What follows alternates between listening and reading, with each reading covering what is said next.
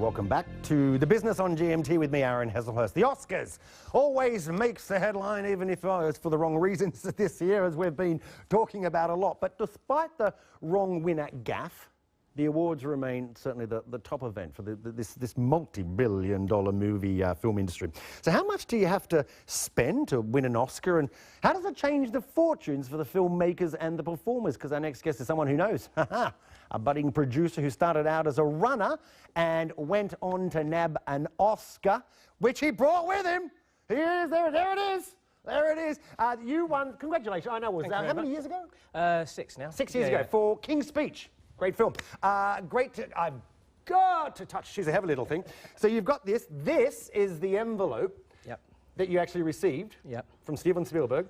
But this is the little envelope. What did you, just very briefly, what did you think of last night? Well, I mean, my heart goes out to the La La Land producers thinking that it was within their grasp. I mean, a little bit of a snafu for the organisation, but good that the film that was won on the night, I think. But few red faces in LA this morning, I think. Yeah, no, I am sure. Can I ask you this? When, well, first of all, just for the uninitiated, we always hear film director, film producer. Just to make clear, film producer, you stump up the money, or you find the money for the film. Basically, what happens that even before finding the money is that we tend to find the content. So we'll be the ones that will come across a screenplay, a book, or something that we think has a commercial opportunity. We then package that with the right cast and director, and we then take that to market to raise the finance. So I think the sort of the mercurial skill of a good producer is marrying a great creative opportunity with a solid commercial offering. And talking of commercial, does this has made you more money? Right, no, because it makes the film... I mean, basically, as a film producer, you're always trying to make sure that the film is staying current and in people's mind's eye. So whether it be through a festival strategy,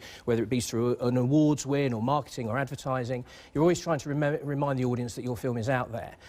Most Oscar campaigns cost about $30 million if you're going after more than 5 or 6 nominations, and a Best Picture, they reckon, flushes out about a $3 million just that first weekend after the Oscars.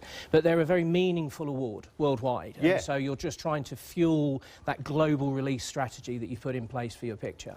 Where do you keep it? It's either at home staring down at me to remind me that I must work harder, or it's in an old trumpet case being taken around a load of schools and stuff like that. So, do you take it around to schools and show kids and things like that? You know when you have it at home, you walk by it once in a while and you just go, we won that. Yeah, well, I sort of don't mentally high-five myself every time I see it, but it's a reminder that, you know, there was a very successful and still ongoing successful part of Bedlam's history, and between Simon Egan, my business partner, and I, you know, it's a reminder that we got it right once. Do you enjoy being a producer? Is it, I mean, how do you get in, just briefly, how do you get in becoming a producer? I went through a slightly odd route. I was a technician. In fact, I've been speaking to a couple of your cameramen. This reminds me like being back at Ravensbourne, about PED cameras and stuff. I started as a runner, as you said. Yeah. I worked up through the AD route, and I just got to the point where I thought I could do a better job than some of the producers I was working for. So I went over to the dark side, as my technician mates referred to it, and started producing, and King's Speech was number 2 of what's now a list of 6. Wow. Yeah. Okay. Well, Gareth, and I should just tell our audience, Gareth and I are going to do BBC Facebook Live in about probably 5-10 now, after we get off. So get on and you can watch. It's going to be live, and Gareth will answer your questions. That's it. Follow me on Twitter. You can get me at BBC Aaron. And the winner goes to David! I haven't got time to thank everyone. Go on. I'll just take the credit. But actually, Aaron, thank you. What we are going to do is just remind you about that envelope function, as they call it now. Warren Beatty's blunder was pretty awkward, wasn't it? Awkward to watch as well. But certainly not the first time an announcer has made a mistake. Katie Silver looks back at some of the best award show bloopers. Have spoken. The battle to represent Britain at 2007's Eurovision contest.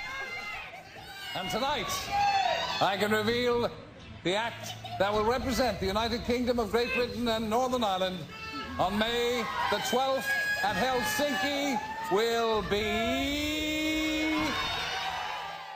Solo ballad singer Cindy versus Scooch, an all-singing, all-dancing pop group. 1, 2, 3, Cindy! In this case, both announcers scream different names.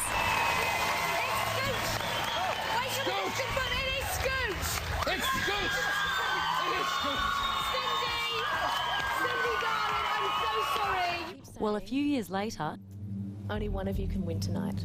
it was the moment 19-year-old Kelsey Martinovich had been waiting for, being awarded the coveted Australia's Next Top Model. It's you, Kelsey.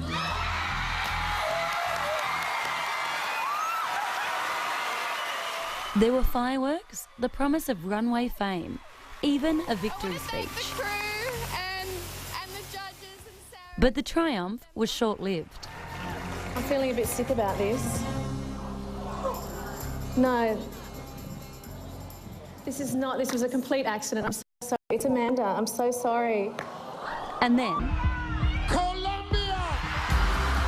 perhaps most memorable, there was the wrong crowning of Miss Universe in 2015. I have to apologize.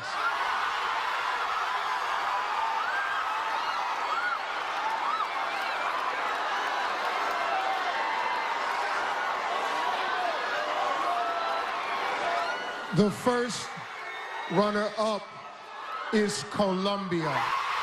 It was the shortest reign in pageant history. Miss Philippines didn't know what to make of it. It was on the card. Horrible mistake, but the right thing, I can show it to you right here. With this experience of gaffes, the team behind Miss Universe wasted no time tweeting the Oscars, "Have your people call our people. We know what to do." And no doubt Miss Colombia is today empathising with the producers of La La Land. Katie Silver, BBC News. And I've lost my Oscar already. That's GMT. Thanks for watching. BBC World News still with you. Much more still to